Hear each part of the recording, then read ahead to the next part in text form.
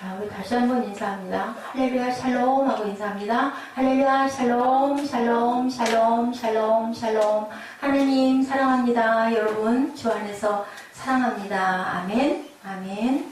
자, 오늘은 아브라함의 믿음과 그로 말미암은 언약 몇 강이에요? 오늘 로마서 강의 6강이죠. 예.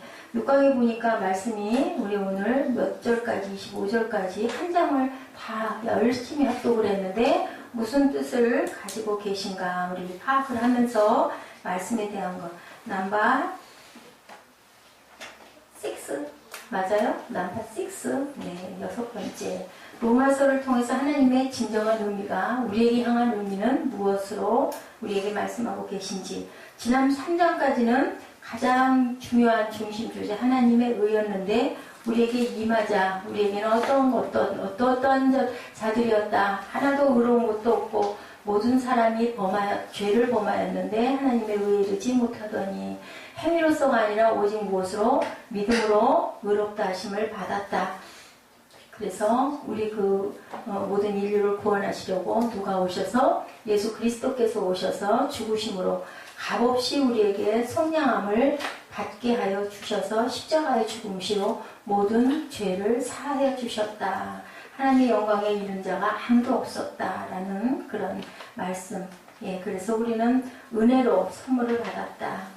겉으로는 인체하지만 실상은 온전한 자는 아무것도 없다라는 게 3장까지의 내용이었어요. 그리고 유대인이나 헬라인이나 다 같이 모두 다 온전한 자는 하나도 없다. 오늘 4장 전체의 말씀을 통해서 성경은 지금까지 말씀하신 말씀처럼 거룩하신 사건을 구체적으로 한 사람의 예를 통해 설명을 하고자 하는데요. 믿음의 조상이 누군가요? 아브라함. 맞아요. 아브라함이죠. 예, 믿음의 조상. 유대인들이 가장 존경받고 인정받은 믿음의 조상. 아브라함에게는 어떻게 하셨나라고 봅니다. 아브라함도 믿음으로 은혜를 받았는지 아닌지 아브라함의 케이스를 통해서 하나님이 말씀하시는데요. 아브라함도 보니까 행위로가 아니라 은혜로 선물을 받았다. 행위로 행동으로 의롭다함을 보지 못했다라고 말씀하고 있어요. 4장 1절부터 우리 3절까지 같이 한번 천천히 합독해 보시죠. 그런즉 육신으로 우리 조상인 아브라함이 무엇을 얻었다 하리요. 만일 아브라함이 행위로서 의롭다 하심을 받았으면 자랑할 것이 있으려니와 하나님 앞에서는 없느니라. 성경이 무엇을 말하느냐? 아브라함이 하나님을 믿음에 그것이 그에게 의로 여겨진 바 되었느니라. 하나님을 믿음에 그것이 그에게 의로 여겨진 바 되었느니라. 믿음에 그랬어요. 그죠? 행위로 의롭다 하심을 받았으면 자랑할 게 있을 건데 하나님 앞에서는 없다라고 2절에 말씀하고 있죠. 없다. 1절에 육신으로 우리 조상인 아브라함이 무엇을 얻었다 하리요? 하고 물어봤어요. 그런데 행위로는 없다. 그리고 그에게 하나님이 의롭다, 믿음으로 의롭다 여겨진 바 되셨다. 믿었기 때문에 그나마 의롭다라고 여겨진 바 되었다. 아브라함도 이렇다라고 증거하고 있죠. 그가 행위가 아닌 믿음으로 의롭다함을 받았을 뿐이다. in fact 하고 나옵니다. Abraham was justified by works라고 얘기해요. 무엇으로? 오직 은혜로 하나님께서 의롭다함을 받았다. 창세기 15장 6절의 말씀과 똑같은 동일한 말씀인데요. 창세기 15장 5절 말씀에 뭐라고 하고 나와 계신가요? 우리 창세기 15장 5절 6절 한번 볼까요? 창세기 15장 5절 한번 함께 읽으십니다. 창세기 15장입니다. 시작. 그를 이끌고 밖으로 나와 가라사대 하늘을 우러러 무뼈를 셀 수 있나 보라. 또 그에게 이르시되 내 자손이 이와 같으리라. 우리 항상 우리 유년부 꼼동이들 너무 많이 하는 아브라함 얘기죠. 어땠어요? 어느 날 요즘 일이 나와보렴 해가지고 아브라함아 부르셨어요. 네, 왜 제가 여기 있습니다 했더니 너 저 하늘 좀 봐라. 네, 하늘에 왜요? 그랬더니 거기 뭐가 있니? 별이 있는데요. 그 별을 좀 세워버려. 그랬더니 아유 하나님 하나 둘 셋 어이구 너무 많아서 못 세겠는데요. 그래 그 별처럼 너희 내 씨로 인해서 네 후대가 그렇게 창대하게 될 것이다 라고 이렇게 말씀을 하시는 거예요. 저기 그 적도 부근에 가면은요, 케냐 같은 데 가면은요, 하늘이 엄청나게 낮게 보인대요. 딱 머리 위에 있는 것 같이 보이고 머리 위에 별이 우리 한국에서 볼 때보다 훨씬 많이 또렷하게 무지하게 많이 보인다고 합니다. 그래서 완전히 그 별을 보면요, 아유 그래 아브라함이 저렇게 많은 별을 보면서 별 하나 별들 세다가 하나님 못 세겠는데요. 그래 그 별처럼 네 자손이 많을 거다라고 하셨겠구나라는 감동이 그냥 아주 자연스럽게 일어난다라는 그런 말씀을 그쪽에 선교를 가셨던 분의 말씀이 그렇게 말씀을 하시더라고요. 그럴 것 같아요. 그죠? 예, 모래도 마찬가지죠. 바다의 모래, 우리 바닷가에 가면 어때요? 모래가 있는 게 다 뭐예요? 모래사장에 전부 모래잖아요. 그 모래 알갱이를 만약에 모래 한 줌을 퍼가지고 세워보면 얼마나 모래가 많을까요?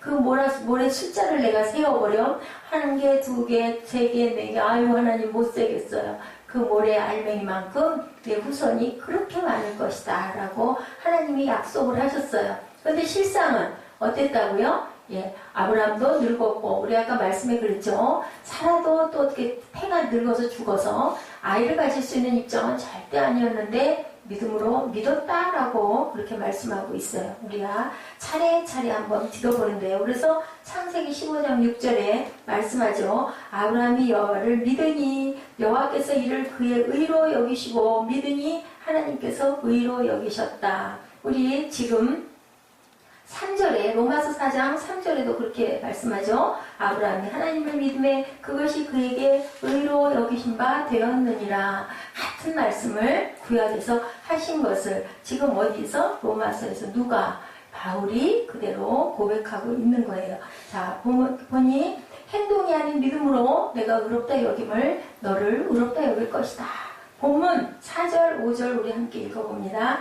시작. 일하는 자에게는 그 삭시 은혜로 여기지 아니하고 보수로 여겨지거니와 일을 아니할지라도 경건하지 아니한 자를 의롭다 하시는 일을 믿는 자에게는 그의 믿음을 의로 여기시나니. 일을 하고 돈을 받는 건 뭐예요? 당연한 그죠? 권리죠. 당연한 받아야 할 몫을 받는 거니까 당연한 일인데 일을 안 하고 그냥 돈을 줬어요. 그 후돈지기 얘기 알죠? 아침, 점심, 저녁에 갔는데 똑같이 주인이 똑같은 돈을 저녁 때 온 사람도 주니까 막 그러죠. 우리는 꼭두 아침부터 왔는데 왜 똑같은 한 달란트를 주십니까? 그러니까 제가 약속한 삭스를 잘못 줬습니까? 라고 물어보죠. 아니요 그렇지 않습니다. 그러니까 아니 그런데 내 마음이죠. 내 마음은 저녁에 온 사람이나 낮에 온 사람이나 아침에 온 사람이나 똑같이 이게 뭘까요? 의롭다. 그냥 은혜로 주시는 거예요. 저녁에 와서 1시간 정도 일했는데도 똑같이 한 달란트. 지금 7시에 와가지고 저녁 6시까지 일했는데도 똑같이 한 달란트. 그러면 배가 아픈 거죠? 그건 뭘까요? 의가 아니라, 그죠? 예, 우리 마음 안에 악이 있는 거예요. 시세만은 질투하는 마음이 있는 거예요. 주는 건 누구 마음인데? 주인 마음인데. 똑같은 얘기를 하는 거죠. 일을 할 자격 없는 자에게 삭스를 주셨다. 그게 뭐라고요? 은혜다라고 이렇게 말씀하고 있어요. 왜 행위로 의롭다 하심을 받았을까? 왜 행위로 의롭다 하심을 받은 우리가 행동으로 의롭다 하심을 받은 자는 하나도 없는데 무엇으로? 믿음으로 받았다. 의는 없나니 하나도 없다. 우리 속에 선한 것이 하나도 없다. 꼭 그렇지만은 않을 것 같지 않아요? 우리 속에 어떻게 선한 것이 하나도 없겠어요? 있을 수 있는데, 그죠? 그런데요, 하나님은 말씀하시는 거예요. 내가 너를 다 들여다보랴? 네 속에 정말 선한 것이 있겠니? 파노라마처럼 네 안에 있는 모든 것들을 내가 한번 속들이 있는 걸 한번 비춰보려 하고 얘기했을 때 우리 누가 저 비춰보세요. 제 속에는 의가 있는데요. 있는 구석도 있는데요. 라고 대답하실 수 있는 분 여러분들 그러실 수 있을 것 같으세요? 저는 아마 하나님이 이렇게 들이대고 경험도 있지만요. 말씀하시면요. 자꾸 물어보시면요. 눈을 들이대고 그래 내가 너를 좀 보리? 하고 말씀하시면 고개가 떨어져요. 그리고 왠지 모르게 움츠러들어요. 왜 그럴까요? 자신 없음이죠. 우리 안에 죄성이 있는 걸 누가 알아요? 내 자신도 알기 때문에 이렇다는 얘기를 하는 거예요. 아주 재밌는 얘기 있어요. 아주 노래를 못하시는 목사님이 얘기를 하시는 거예요. 내가 음치인데요 하고 얘기를 해요. 음치인데요. 내가 그런데요 음악에 기가 막힌 은사를 주신 거 하나를 발견했습니다. 아, 성도들이 눈이 동그래가지고 저렇게 노래를 못하시는 목사님이 무슨 은사를, 음악의 은사를 주셨을까 그랬더니 뭐라 그러냐면요. 그런데요, 기가 막히게, 그건 제 얘기하고도 닮았어요. 기가 막히게요. 누군가가 한 사람이 음이 틀리면요, 나는 배우지도 않았는데 똑같이 그 틀린 음을 똑같이 따라간다고 그렇게 고백을 해가지고 막 웃겼어요. 이상하지 않습니까? 어떻게 배우지도 않았는데 한 사람이 틀리면은 똑같은 음을 나도 내고 있다는 것을 본인이 보고 어느 날 갑자기 깨달았다요. 와, 나에게도 하나님이 이런 은사를 주셨다. 여러분들 재밌지 않으세요? 제가 길치잖아요. 그래서 길을 찍어서 요즘에 내비게이션이 자꾸 말을 안 들어가지고 고생을 하고 있는데 어딜까 여길까 맨날 다니던 길이에요. 근데도 여길지 저길지 방향을 헤매. 딱 찍어서 가면 어때요? 꼭 거꾸로 가고 있는 거예요. 그게 바로 길치. 음치는 어때요? 온전한 음은 못 내는데 잘못된 음은 누가 슬쩍만 미끄러지면 같이 따라가는 거죠. 아주 그냥 너무너무 잘 따라가는 거죠. 그게 바로 음치의 증거라는 얘기인 거예요. 자, 이렇게 우리들은 어때요? 죄가 금방 번져간다라는 거죠. 하나님의 의는 정말 우리가 믿습니다 하다 보면 그냥 너무너무 은혜가 되게 좋은데 그게 한번 안 믿어지기 시작하면은 아무리 믿으려고 애를 써봐도 아무리 애를 써도 뭐가 나와요? 아이를 안 가졌으면 애를 쓰면 애가 나와요? 안 나온다는 얘기인 거예요. 그래서 그랬대잖아요. 어떤 집사님이 제가 지금 한번 믿음이 좀 자라기 위해서 하나님을 좀 더 알고 싶어서 열심히 성경 공부도 하고요. 새벽 예배, 수요 예배, 금요 철야 막 따라다니면서 뭐 훈련도 제자 훈련도 받고요. 다 하기를 딱 2년 동안을 작정을 하고 했는데요. 그런데요. 목사님 하나도 안 믿어져요. 어떡하죠? 라고 얘기를 했대요. 그래서 목사님이 뭐라고 그랬게요? 너무 열심히 하셨네요. 열심히 하지 마시지 그랬어요. 라고 얘기를 했대요. 그래서 무슨 얘기냐? 예, 우리가 은혜를 받아가지고 뭔가 열심히 봉사도 하고 성경 공부도 하고 했을 때는 막 그게 은혜가 돼서 눈물이 줄줄 나고 너무 기쁜데 내가 뭘 좀 알아야지 하고 목표를 가지고 열심히 하면 그것은 세상 거는 뭐든지 목표를 가지고 열심히 하면 잘 되는데 하나님의 말씀만은 그렇게 내 맘대로 되는 게 아니라 하나님의 은혜를 주셔야 된다. 우리가 무엇으로 증명할 수 없는 그것은 하나님의 은혜다라는 그런 말을 많이 하고 있습니다. 믿음이 있다는 아브라함조차도 행위가 아닌 무엇으로? 믿음일 뿐이다. 이렇게 얘기하고 있죠. 그래서 로마서 4장 6절에 일한 것이 없이 하나님께 의로 여기심을 받은 사람의 복에 대해서 누구를 들어서 또 얘기를 하고 있어요? 다윗에 대해서 얘기를 하고 있죠. 예, 다윗이 말한 바 로마서 4장 7절입니다. 시작. 불법의 사함을 받고 죄가 가리워짐을 받은 사람들은 복이 있고 주께서 그 죄를 인정하지 아니하실 사람은 복이 있도다 함과 같으니라. 뭐라고 그러세요? 예, 불법이 사함을 받고 죄가 가리워짐을 받은 사람은 복이 있고 죄를 누가 가려주셨다 그래요? 8절에 그 죄를 인정하지 아니하실 사람은 복이 있다. 누가? 주께서. 하나님께서 죄를 졌는데도 불구하고 그래 내가 너를 용서해 줄게. 그 죄에 신경 쓰지 마 라고 말씀하시면 복이 있다. 이게 과연 뭘까요? 은혜를 값없이 주신 은혜를 받은 사람은 너희들은 복이 있다라는 말씀을 하는 거예요. 아브라함뿐 아니라 누구도 하나님이 합한 자라고 얘기했던 다윗도 마찬가지다. 다윗도 불법이 사함을 받고 죄와 가려짐을 받은 사람들은 복이 있고 큰 죄를 지었던 다윗이죠. 얼마나 크게 죄를 지었습니까? 그런데도 나도 하나님의 은혜로 그 죄가 사함을 받고 가려짐을 받았다라고 이렇게 고백하고 있어요. 그래 보니까 마태복음 1장에 뭐라고 말씀하세요? 아브라함과 조상 세계라라고 나오죠. 그들도 행위로는 아무것도 내세울 곳이 없고 믿음으로 받은 그들은 복받은 자다라고 마태복음에도 그렇게 말씀하고 계세요. 모든 사람을 대표할 만한 아브라함도 다윗도 행위로가 아니라 믿음으로 말미암아 은혜로 하나님이 너희의 잘못을 내가 가려줄게, 없었다고 씻어줄게. 그래서 우리가 항상 찬양할 때 보혈 찬양하죠. 어디에서 기도원 같은 데 가면 그거 보니까 극동방송국에 이제 기도하는 코너가 그것도 생겼대요. 보니까는 뭐예요? 부흥회하는 코너가 뭘로? 그냥 방송으로 생겼어요. 그래서 목사님 한 분이 나오셔가지고요. 막 보혈 찬송을 열심히 부르고 박수 치면서 막 부르는 거예요. 그리고 재밌어요. 보면은 막 신청하는 사람들이 무엇으로 막 그 핸드폰으로 문자 메시지로 막 보내는가 보죠. 인터넷으로 막 띄워나가요. 그러면은 막 빵빠레를 울리면서 재밌더라고요. 아까 잠깐 들으니까. 금자리가 어디예요? 금자리. 그럼 목사님이 금자리 신청한 사람들 막 번호를 막 불러줘요. 금자리는 어디가 금자리일까요? 예, 부흥회 때 강대상에서 목사님 침이 막 튀는 곳, 맨 앞에 앉은 사람들 어떻게 하고 앉아요? 기도원 가면 자리에도 안 앉고 어떻게 해요? 막 앞으로 달려 들어가지고 밑에서 막 이렇게 올려다보고 앉았죠? 그게 바로 은혜를 엄청나게 받을 수 있는 금자리다. 그래서 믿음을 사모하는 자들은요, 뭐 창피한 것도 뭐 상황 상관없이 그냥 앞으로 달려가죠. 그런 사람들이 금자리다. 그랬더니 또 한 청취자는 뭐라고 또 문자를 보냈느냐면요.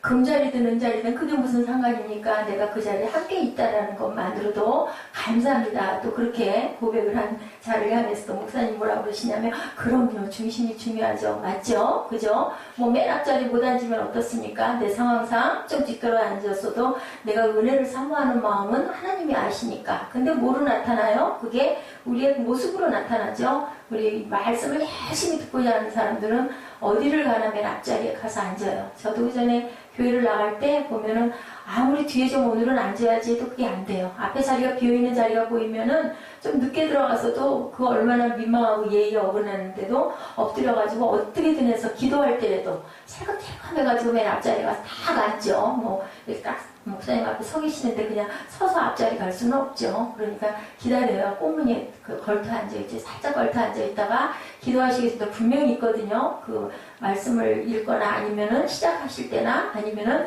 뭐 헌금을 저희처럼 먼저 읽는 그런 교회들은 꼭 목사님이 한 번은 기도를 하세요. 우리 처음에 신앙 고백하고 나서 그럴 때 좀 늦거나 했을 때는 그냥 엎드려가지고 그냥 아주 얼마나 빨리 뛰어가는지 살금 가가지고 앞자리에 그냥 안에 들어가 앉아야 하는데도 그냥 아유 죄송합니다 하면서 그 앞에 안 앉아도 다 들려요. 뭘까요? 하나님 사랑하는 사모하는 마음인 거죠. 그것을 하나님이 보신다라는 거예요. 예, 이렇게 죄 지었던 나도 하나님의 은혜로 죄가 가리워졌다. 무엇으로? 은혜로 가리워졌다. 이렇게 고백을 한다라는 거죠. 우리가 이렇게 하나님의 의롭다 하심을 주시고 우리를 피값으로 구원해 주셨는데도 어때요? 깜빡깜빡 잊는 게 문제예요. 그것에 대해서 감동하지 않아요. 예, 그런 얘기가 있더라고요. 누가 그걸 한번 조사를 해보려고 그렇게 했대죠. 어느 집에 그 현관 앞에다가 이제 50집을 딱 이렇게 빼가지고 그 집마다 가서 10,000원짜리 한 장씩을 다 현관문에다 밀어넣었대요. 그것을 매일매일 10,000원씩 밀어넣었대요. 그걸 한 3주일 정도로 밀어넣었대요. 첫 번째 주에는 사람들이 어머 이상해. 왜 우리 집 앞에 10,000원이 떨어져 있을까? 라고 했대죠. 근데 그게 매일매일 들어오니까 둘째 주부터는 10,000원 또 있네 하고 그냥 당연하다는 듯이 그걸 받았대요. 근데 3주가 지나고 나서 4주째 되는 주에는 하나도 넣지를 않았더니 막 사람들이 불만스러운 얼굴 해가지고 왜 안 주는 거야? 그동안 10,000원씩 맨날 주더니 이렇게 된다는 건 뭘까요? 사람의 마음이 그렇게 완악하다라는 것을 표현하고 있는 거죠. 예. 이렇게 하나님의 은혜로 주셨는데 우리가 구원을 받았는데 우리 어때요? 어디 홈플러스나 어디 가가지고 물건 구매했는데 생각지도 않고 갔는데 오늘 뭐 3만원 이상 뭐 해가지고 경품권 10,000원짜리를 줍니다. 뭐 아니면 뭐 20,000원을 적립해 줍니다 하면 우리 어때요? 너무 기쁘잖아요. 어머 생각지도 않고 횡재다. 너무 기쁘죠? 막 웃음이 터져요. 그러면서 하나님께서 은혜로 우리에게 값없이 피값을 주셔서 너희를 구원했다라는 부분에는 그냥 뭐 그런가 보지 이렇게 되는 게 우리 인생들이라는 거예요. 돈 10,000원짜리 처음에 들어왔을 때는 했다가 나중에는 안 주니까 당연하다는지 나를 이렇게 왜 안 주냐라고 얘기를 한다는 거죠. 그렇게 우리의 마음 안에 있는 죄성이 나도 모르는 무의식 세계가 그렇게 많다라는 거예요. 그래서 내가 뭐를 했는데 하나님이 계속해서 어려움을 주시면 뭐라 그래요? 그때는 처음에는 은혜입니다. 아이고 연단을 통해서 내가 이제 정말 더 믿음이 견고해지려고 이것을 이런 시련도 주십니다 했다가 나중에는 뭐라 그래요? 내가 그만큼 기도했는데 내가 그만큼 생교에서 외쳤는데 내가 그만큼 예배 안 빠지고 열심히 참석하고 봉사도 열심히 했는데 하나님 어떻게 그러실 수가 있습니까? 누가 그랬어요? 예, 욥도 그랬잖아요. 그 믿음이 좋다는 욥도 처음에는 하나님을 원망하기도 했었어요. 이렇게 우리가 아무리 선하다고 한다 하더라도 온전하게 선한 자는 이렇기 때문에 없다. 예, 내가 이만큼 했는데 나는 저 사람보다 낫잖아요. 내가 먼저 왔는데 왜 품삯을 똑같이 주세요? 라고 얘기하는 우리들이라는 거죠. 예, 아브라함도 다윗도 똑같이 은혜로 받았다. 그랬더니 유대인이 얘기해요. 두 번째는 그럼요, 우리는 할례자들인데요. 우리는 어떻습니까? 라고 얘기를 하죠. 예, 9절부터 우리 한번 10절까지 같이 한번 합독해 보십니다. 그런즉 이복이 할례자에게냐 혹은 무할례자에게 도냐 무릇 우리가 말하기를 아브라함에게는 그 믿음이 의로 여겨졌다 하노라. 그런즉 그것이 어떻게 여겨졌느냐? 할례시냐 무할례시냐? 할례시가 아니요 무할례시니라. 뭐예요? 할례 받은 게 아니라 할례 받지 않은 무할례시다라고 얘기합니다. 예, 성경은 할례 받기 전이다. 왜요? 창세기의 사건을 우리가 보면요, 15장에 하나님이 내가 너를 의롭다 여겨줄게 했을 때 이미 할례를 받았느냐면 받지 않았고요. 할례 사건은 17장에 나타나기 때문에 믿지 않는 자도 할례 받지 않는 자도 다 그 부분에 해당이 된다. 어떨 때? 믿으면, 나를 믿으면. 그렇기 때문에 헬라인이나 유대인이나 아무 상관이 없이 믿음이 있는 자들은 내가 너희들을 다 믿음으로 구원하겠다라는 뜻을 갖고 있다라는 거죠. 할례에 대한 의미의 설명이 다시 성경에 나타나죠. 11절 12절 합독하십니다. 시작. 그가 할례의 표를 받은 것은 무할례시에 믿음으로 된 의를 인친 것이니 이는 무할례자로서 믿는 모든 자의 조상이 되어 그들도 의로 여기심을 얻게 하려 하심이라. 12절 또한 할례자의 조상이 되었나니 할례받을 자뿐만 아니라 우리 조상 아브라함이 무할례시에 가졌던 믿음의 자취를 따르는 자들에게도 그러하니라. 아멘. 아멘. 이렇게 말씀하고 계세요. 무할례시에 의롭다 하심을 받은 것은 아브라함이 무할례시에 의롭다 하심을 받은 것은 아브라함이 모든 사람에게 믿음으로 된 의를 인친 것이다. 그러니까 그것은 뭐예요? 아이고 뭐야, 할례 아무것도 아니잖아 라고 얘기할지도 몰라요. 그죠? 그럼 침례, 요즘에 우리 신약에는 침례 아무것도 아니잖아. 침례는 뭘까요? 내가 믿습니다라는 하나의 그 증거죠. 그것으로 내가 세례를 받는 거라는 거죠. 근데 그냥 세례 받아야 된다니까 그냥 저 사람도 받으니까 나도 받아야지는 온전치가 않다라는 얘기를 하는 거예요. 믿음의 징표다. 그러면 그래서 그런 분들이 많아요. 아, 나도 못 모르고 침례 받아야 되는 거야. 세례 받아야 되는 거야. 그래서 받고 믿던 사람들이 교회마다 보면 초기에 세례나 침례를 주잖아요. 근데 나중에 믿음이 깊어지고 나면 내가 그때 마음 자세가 온전치도 못했고 못 모르고 받았어. 다시 받을래요. 해가지고 침례들을 다시 받는 분들도 있어요. 왜? 마음의 중심에 뭔가 그냥 내가 완전하게 정말 올인합니다. 나는 이제 정말 믿습니다. 막 이런 마음이 사무치면 은혜로 다시 이거는 상관할 일이 아니다라는 거죠. 내 마음 중심에 나는 한 번으로 좋게 분명히 나는 믿습니다라는 마음으로 받았으니까. 근데 억지 춘향이로 받는 경우도 있거든요. 아내 따라 남편 따라 그냥 받으니 같이 받읍시다. 특히 이제 감리교 같은 경우에는 부모가 세례를 받지 않으면 아이가 어린 유아 세례를 못 받아요. 그러다 보니까 부모가 받고 아이를 세례를 줘야 되다 보니까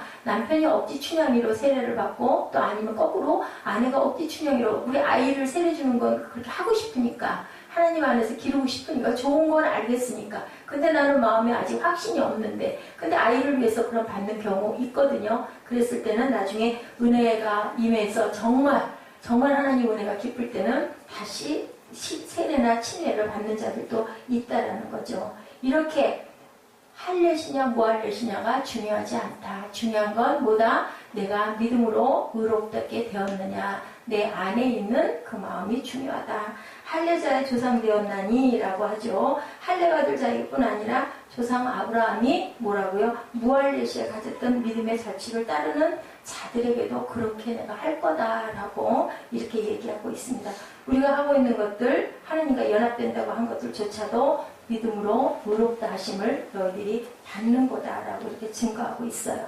믿음으로 하나님 우리 아버지 되심을 고백하는 것, 그것이 뭐예요? 친예고 할례고 그렇다라고 설명하고 있죠. 근데 그냥 온전치 않게 그냥 받았다면 그거는 아무 소용이 없다. 안 받았다 할지라도 너희들이 정말 믿음을 가지고 있다면, 그렇다면 받은 것과 진배가 없다. 우리 결혼식 한번 생각해 보세요. 결혼식 안 했어. 그래도 내면적으로 아유 나는 이 사람과 하나야. 나는 이 사람이 내 동료 배필이야 라고 고백하는 사람이 있고, 결혼식을 하고 사는데 가까운 사람들도 많죠. 그러면 과연 그게 뭐냐는 거죠. 어떤 게 더 중요하는 거죠. 근데 세상에 질서가 있으니까, 또 세상에 보편성이 있으니까 우리도 남들 다 하는 결혼식 우리도 그냥 보편적으로 결혼식 하고 삽시다. 그게 나쁘고 잘못된 건 아닌데, 실상의 부부가 어떤 게 진짜 부부겠느냐라고 놓고 본다면 꼭 그 의식만 중요한 건 아니라는 거죠. 아까 그래서 저희 읽을 때 그 얘기 있었죠. 율법으로는 절대로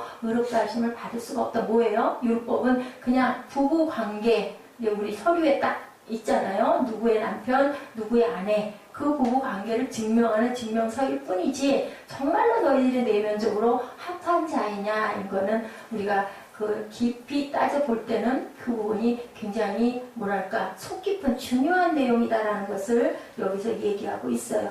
우리 증조 할아버지가 독립투사였었는데요. 그러면 어때요? 아유 그렇지, 대단한 일을 했네. 민족의 대단한 아주 나라를 사랑한 자였네인 거지. 그 아랫대가 네가 뭐냐는 거죠. 할아버지가 했다고 뭐 나까지 독립투사일 수는 없다. 3대째 크리스찬 가정에서 정말 내가 훨씬히 그렇게 양육을 받고 자랐는데요. 그렇지만 지금 너는 뭐냐인 거예요. 나도 과연 그런 믿음 안에 있느냐. 우리 3대 조상 3대가 열심히 예수 믿는 가정이었어도 네 모습 지금 현재 너는 어디에 있느냐. 그게 더 중요하다. 3대가 아니고 내가 그냥 내가 처음으로 예수를 믿었다 하더라도 내 중심이 하나님 중심으로 있으면 하나님이 너를 믿음으로 의롭다 칭해 주신다. 중요한 건 지금 현재 네 자신이다라는 말씀을 하고 있다라는 거죠. 믿고 열심히 하는데 안 믿고 열심을 내니까 점점 더 힘들어지고 점점 더 멀어질 수도 있다라는 얘기를 하고 있는 거예요. 그 믿음을 어떻게 해야 될까? 사모해야 되겠죠. 아까 우리 찬양할 때 제가 오늘 차 타고 오면서 잠깐 들은 얘기가 귀에 와서 꽂힌 거예요. 찬양하는 시간이었었는데 그렇게 그 말씀하시더라고요. 찬양은 우리 마음을 여는 겁니다. 예배하기 전에 우리 찬양하는 시간, 그 임재 찬양 하잖아요. 임재를 위한 찬양, 임재 찬양, 그리고 찬양과 경배하는 그 시간들이 사실은 찬양을 통해서 우리가 곡조가 있는 기도라고 그러잖아요. 기도하는 거거든요. 그것들을 위해서. 그래서 막 그 부흥회 같은 데 가면 막 뜨겁게 고열 찬송 막 박수 치면서 하는 게 왜 그럴까요? 내 마음 막 감동이 오고 마음을 열고 아멘 할렐루야 입을 열어야 되는 거, 소리를 내야 되는 거죠. 그렇게 무엇으로? 내가 인정하고 내가 시인하고 그렇게 함으로 인해서 내가 기뻐지는 거죠. 그럼 하나님 말씀이 막 감동으로 받아들여 줄 수 있다는, 그게 없으면은 안 된다라는 얘기를. 그래서 보면은 뭐 이단이니 뭐 이런 얘기를 하지만 사실은 그 길, 그 통로를 알려주는 거예요. 어떤 분위기도 조성해주고, 그죠? 조용하게 묵상도 해주고, 때로는 막 뜨겁게 외치면서 막 일어나서 막 손들고 기도하고, 막 방언으로 기도하기, 방언도 못 받을 때는 막 어떤 마음을 갖고 어떻게 품으면서 어떻게 하면 내 입이 내가 말하는 이런, 우리 지금 한국어면 한국어로 하는 이런 거에 매이지 말고 자유해지면 내가 그냥 나도 모르게 내 속에서 말도 아닌 소리가 내가 하나님을 사모하면서 막 나오다 보면 그게 마음은 하나님께 달려가면서 그냥 나도 모르게 입이 열리고 기도문이 터진다. 알려주는 거죠. 우리도 그랬었어. 사실 난 그렇게 잘못했다고 생각 안 해요. 막 그냥 벼랑 안에 가만히 있는데 위에서 와가지고 하나님이 뭐 그럴 수도 있을지는 모르겠지만 확 주는 게 아니라 내 마음에 간절하게 사모하는 마음이 있어가지고 나도 받을래요. 왜 내 옆에 누구는, 내 친구는 내 부모님을 받았는데 왜 나는 그런 걸 하나도 못 받았어요. 증거도 주시고요. 표적도 보여주시고요. 다도 사모합니다라고 계속 내가 강구했을 때, 열심히 구했을 때 하나님이 주시지, 성령이 그러신다 그러죠. 인격체이기 때문에 우리가 막 사모하고 모셔드리고 인정해야 성령이 임한다라는 얘기가 성경에 분명하게 기록되어 있거든요. 그렇기 때문에 내가 뭐 그런 가부지 하고 앉아 있어가지고는 안 된다라는 거죠. 행위도 할례도 no 다 아니고 율법은 어떠니? 율법 뭐라고 그래요? 말씀 안 해요. 15절부터 우리 16절까지 다시 한번 읽어봅니다. 율법은 진노를 이루게 하나니 율법이 없는 곳에는 범법도 없느니라. 율법이 없으면 법이 없으면 법을 어긴 것도 없는 거잖아요. 법을 우리나라에 만들어놨기 때문에 그렇게 하면 안 되는 거야라가 있는 거죠. 그죠? 이런 것처럼 율법이 없으면 범법도 없다. 16절에 그러므로 상속자가 되는 그것이 은혜에 속하기 위하여 믿음으로 되나니 이는 그 약속을 그 모든 후손에게 굳게 하려 하심이라. 율법에 속한 자에게뿐만 아니라 아브라함의 믿음에 속한 자에게도 그러하니 아브라함은 우리 모든 사람의 조상이다. 믿음에 속한 우리 모두에게도 의롭다 하심을 그런 믿음을 너희에게 주었다라고 말씀하는 것이에요. 율법은 단지 뭐만 한다? 화나게 하는 거, 진노를. 그죠? 아이가 말을 안 듣잖아요. 집에도 그 규례가 있죠. 규율이 있죠. 근데 그걸 안 했어요. 그럼 엄마가 어떻게 화를 내죠. 너 왜 그랬어? 그것만 일어나게 할 뿐이지 그것으로 은혜가 될 수는 없다라는 얘기를 하는 거죠. 율법은 가장 선한 자도 정죄하게 되는 거죠. 아이고 하나님의 말씀이 이렇게 하라고 그랬는데 내 이웃을 사랑하라고 그랬는데 저 사람은 맨날 사랑 안 하고 맨날 누구 흉보고 맨날 정죄하고 이거예요. 바로 이거. 판단하는 거죠. 저 사람은 온전치가 않아. 저 믿음이 무슨 온전해. 이렇게 된다는 거죠. 은혜는 가장 악한 자에게도 어때요? 예스하고 받아들이는 거. 아주 잘못했어도 은혜로 그냥 아유 그래도 내 자식이니까 내가 품어야죠. 아유 그냥 내 아들이니까 저렇게 말을 안 듣고 잔소리를 자꾸 하게 해도 그래도 또 밤에 살던 이불 가서 덮어지고 아유 이게 뭐예요? 은혜라는 거예요. 율법으로는 정죄 판단만 할 수 있는 거지 그것이 은혜로 일어날 수가 없고 아무리 잘못했어도 은혜는 그 자리에 예스하고 임한다는 거죠. 그 은혜여야 한다라는 얘기를 하고 있는 것입니다. 은혜가 없는 곳에는 그래서 범법도 없다라고 얘기를 하고 있어요. 율법을 통해서 우리 죄를 알게 하고 하나님의 은혜를 구할 뿐이란다. 율법이라는 건 내가 이거 잘못했다. 하나님 잘못했습니다. 그리고 하나님 용서해 주시옵소서. 그리고 은혜를 구하는 것이 바로 율법이다. 율법도 알려주시죠. 그러니까 자꾸 잘못한 것을. 그러니까 율법 지키라고 그러시잖아요. 성경에 있죠. 율법을 지키지 아니하는 자는 내 자녀가 아니라고 그래요. 율법은 지켜야 되는데 잘못했을 때는 하나님 잘못했습니다 하면 은혜로 그래 예스 그래 앞으로는 하지마 라고 말씀하신다라는 거죠. 예, 우리를 의롭게 하신다는데 우리 모습을 보면 우리 속이 어때요? 엉망진창이라는 얘기인 거예요. 더러운 건 어디서 나온다고요? 어디서 나온다고? 더러운 게 사무엘아? 우리 안에서 나온다. 밖에 있는 건 우리가 보기엔 어휴 더러워. 인 것들이 많잖아. 그릇이 안 닦였어. 지저분해. 그치? 어이구 지저분해인데 사실은 그 그릇은 닦으면 되는 건데 우리 마음속은 다 닦아낼 수가 없는 거예요. 보이지가 않기 때문에 누가만 알아요? 하나님이 아시고 내 자신이 그나마 느껴지는 부분만 알 수밖에 없다는 거죠. 자, 우리가 어떻게 그러면 의롭다 하심을 받을까? 정말 불가능한 게 보이는데 내가 어떻게 하나님께 용서함을 받고 온전하게 의롭다 하심을 받을 수 있을까? 금식을 좀 할까? 철야를 좀 할까? 내가 도대체 성경 공부를 통독을 좀 한번 성경 통독을 해볼까? 막 애를 쓰죠. 땀도 좀 흘리고 피도 좀 흘리고 예수님이 기도한 것처럼 막 나도 매달려가지고 땀이 피가 되도록 한번 기도해볼까? 라고 이렇게 애를 쓴다라는 거죠. 그렇다고 해서 되는 것이 아니다. 된다가 아니라 되지 않는다라고 얘기해요. 수양의 그날 어떤 전도사님이 어떤 자매하고 상담을 했다고 합니다. 어떤 자매가 오더니요. 아이고 전도사님 저는요 너무 큰 죄를 지었어요. 하나님이 절대로 용서해 주시지 않으실 거예요 라고 하더래요. 여기 전도사님이 너무 궁금했대요. 그래서 아닙니다. 하나님께서는요 무슨 죄든지 다 고백하면 자복하면 용서해 주십니다. 그랬더니 전도사님 모르셔서 그래요. 이 죄는요 절대로 용서해 주시지 않을 거예요. 아니에요. 용서하십니다. 용서하지 못할 건 아무것도 없습니다. 아니에요. 용서해 주시지 않을 거예요. 30분을 앉아가지고 용서해 주실 것입니다. 용서하지 않을 것입니다. 하다가 그 자매가 결국은 그렇게 말을 하고 갔다라는 거죠. 근데 이 전도사님이 생각을 했대요. 왜 왔을까? 여기를 딱 용서 안 할 거라는 거 단정을 내려놓고 나에게 온 건 뭘까? 근데 저는 이해가 좀 가요. 그래도 와서 얘기를 하면서 그죠? 듣다 보면은 나중에 돌아가서라도 정말 용서해 주실까? 생각이 나지 않겠어요? 전도사님이 10번, 20번을 아니요 분명히 용서해 주십니다 하면은 아니에요. 이제는 절대 용서받을 수가 없어요. 해도 아마 돌아가서는 생각을 할 것 같아요. 근데요 이분이 그렇게 생각을 했대요. 맞다. 저렇게 용서하지 못할 죄도 이 전도사님은 이제 아니까 그런데도 하나님은 불구하고 내가 너를 용서하겠다라고 하는 그러한 거, 그 뭐예요? 은혜구나라는 생각이, 전도사님은 오히려 은혜를 받았다라는 얘기를 하더라고요. 율법은 진노를 일으키게 하지만 우리를 정죄하지만 하나님은 그런데도 불구하고 그 자매가 무슨 죄를 지었는지는 모르지만 그럼에도 불구하고 우리를 위로하시고 우리를 사랑하시고 끝까지 그죠? 용서해 주시는 그런 하나님의 은혜라는 것을 우리가 생각을 하셔야 됩니다. 하나님은 우리를 믿음으로 충분하다. 너 나만 믿으면 돼예요. 조금 아까까지 너 많이 잘못했지? 오늘 종일 너 정말 마음속에서 사단이 막 들끓었지? 누구를 막 미워했지? 누구를 막 정죄했지? 그래도 괜찮아.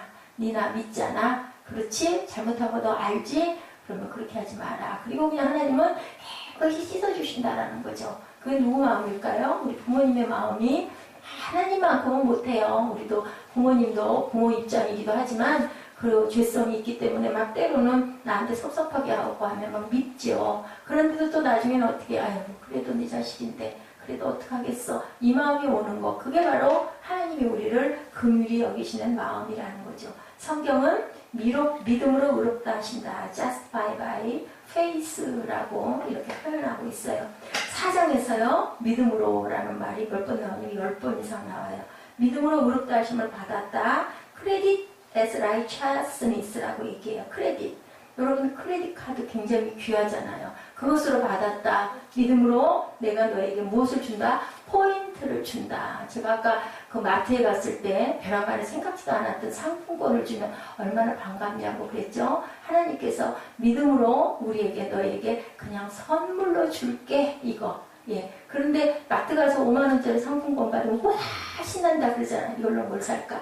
근데 하나님이 믿음으로 우리에게 의롭다 선물을 주셨다 그러면 그냥 뭐 믿으면 그렇지. 그냥 그 마음만 그냥 약간의 위로일까요? 내가 좀 잘못해도 잘못했습니다 하면 하나님은 용서해 주시니까 그냥 그 정도지. 한번 비교해 보세요 여러분들. 그 마트에서 5만 원짜리 상품권 얻은 거하고 하나님이 나를 믿음으로 의롭다 해주셨대. 그 두 가지를 놓고 한번 이렇게 생각해 보세요. 그러면 어떤 쪽이 내가 그 기쁨이 더 큰지가 내 믿음의 척도가 되실 줄로 믿습니다. 우리가 믿을 때 하나님은 우리 행위와 할례가 아닌 믿음으로 의롭다 하신다고 4장 전체가 말씀하시는 게 아브라함도 다윗도 또한 할례자도 무할례자도 뭐 유대인이나 헬라인이나 누구도 그게 꼭 할례를 받은 자만이 아니라 누구도 믿음으로 네가 나를 믿는 마음이 있으면 이라고 설명하고 계시죠. 아브라함도 또 사례도 전혀 나는 아이를 낳을 수도 없는데 나는 이렇게 늙었는데이지만 그것으로 믿음을 받았더니 결국은 주셨어요? 안 주셨어요? 아이를 주셨어요? 주셨어요. 그죠? 무엇 때문에? 믿음으로. 자, 4장 17절, 18절 우리 함께 읽습니다. 기록된 바 내가 너를 많은 민족의 조상으로 세웠다 하신 것 같으니 그가 믿는 바 하나님은 죽은 자를 살리시며 없는 것을 있는 것으로 부르시는 이십니다. 아브라함이 바랄 수 없는 중에 바라고 믿었으니 이는 내 후손이 이같으리라 하신 말씀대로 많은 민족의 조상이 되게 하려 하십니다. 아멘. 말씀이 있습니다. 아멘. 네. 바랄 수 없는 중에 바라고 믿었어요. 바랄 수 있는 걸 바란 게 아니고 믿을 수 있는 걸 믿은 게 아니고 가능성이 있는 걸 먹으면 되는 거니까 당연하지. 그게 아니고 안 되는 것을 의심하지 않고 믿었더니 그랬더니 많은 사람의 민족의 조상이 되게 해주셨다. 어떤 믿음인가? 의롭다 하신 아브라함의 믿음이다 라고 말씀하세요. 죽은 자를 살리시며 없는 것을 있는 것 같이 하시는 하나님을 우리가 믿었더니 그대로 이루어 주셨다. 사례의 태가 죽었는데 그것이 살았다는 것으로 믿었다라는 거죠. 있을 수 없는 일이에요. 그런데 정말로 그렇게 이루어진다. 뭐예요? 기적은 이루어진다. 물이 어떻게 포도주가 돼요? 근데 실제로 됐잖아요. 그죠? 이런 기적이 일어난다. 하나님이 우리에게 은혜로 이렇게 주셨다는 걸 잊지 마시기 바랍니다. Credit to him as righteousness라고 얘기해요. 은혜로. 우리 교회가 저 밖에 보면은 현수막 걸려있죠. 계시대 걸려있죠. 게 오직 믿음, 오직 은혜로 이렇게 걸려있습니다. 하나님의 말씀은 오직 믿음으로 그리고 우리에게 주시는 것은 오직 은혜다. 예.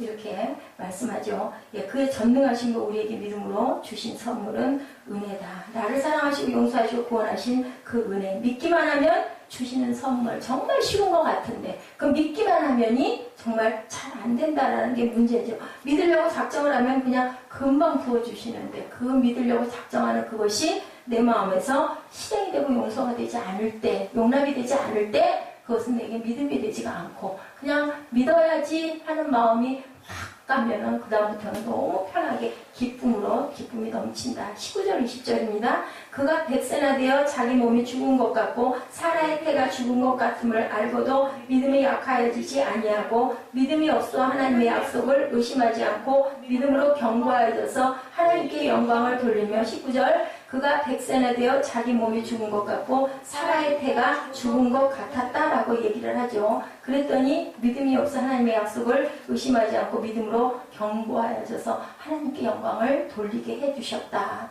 의심하지 않고 믿음으로 견고하여져서 하나님께 영광을 돌리며 믿음은 시간과 환경을 초월하였을 때 하나님이 축복해준다. 하나님의 약속을 붙잡게 해주신다.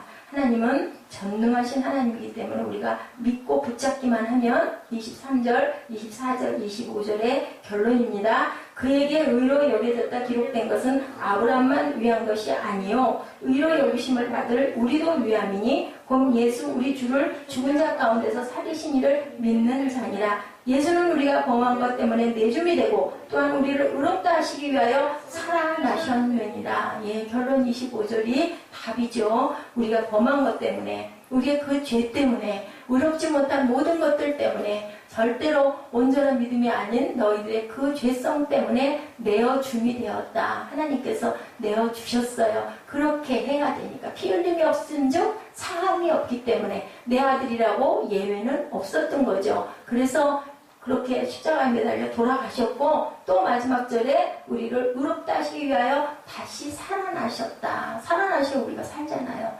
그래서 부활하셨다. 이게 바로 뭐예요? 십자가 신앙이다. 예, 항상 얘기하죠. 예, no cross, no crown이라는 것처럼 십자가에 주님까지도 예수님까지도 하나님의 아들까지도 예외가 없이 그 고통과 아픔을 받으시고 다시 살아나신 것 같이 너희도 그렇다. 두 가지를 강조하고 있죠. 오직 믿음으로 솔라 피데 물로 by only faith 은혜로 우리가 사함을 받았다. 의는 오직 믿음으로 의롭다 하심을 받는 거다. 예, 그래서 오직 은혜 솔라 그라티아라고 얘기하고 계세요. 의는 오직 은혜로 우리가 사함을 받았다. 오직 믿음으로 우리에게 그 은혜가 임했다. 솔라피아 바이 솔라 그라티아.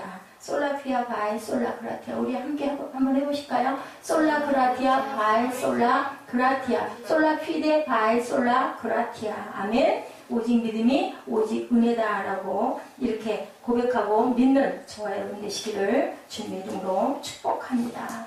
예, 우리가 기도하는 시간을 갖는데요. 우리가 행위로는 의롭다함을 받을 수가 없고 오직 믿음으로 어떤 행위는 율법도 우리는 의롭다함을 받을 수가 없다. 믿음으로 오직 은혜로 산다. 오직 의인은 믿음으로. 제가 오늘 그래서 그 믿음에 대한 그런 찬양을 계속 여러 편을 골라서 우리가 함께 찬양을 했어요. 우리 세상 흔들리고 사람들은 변화해도 나는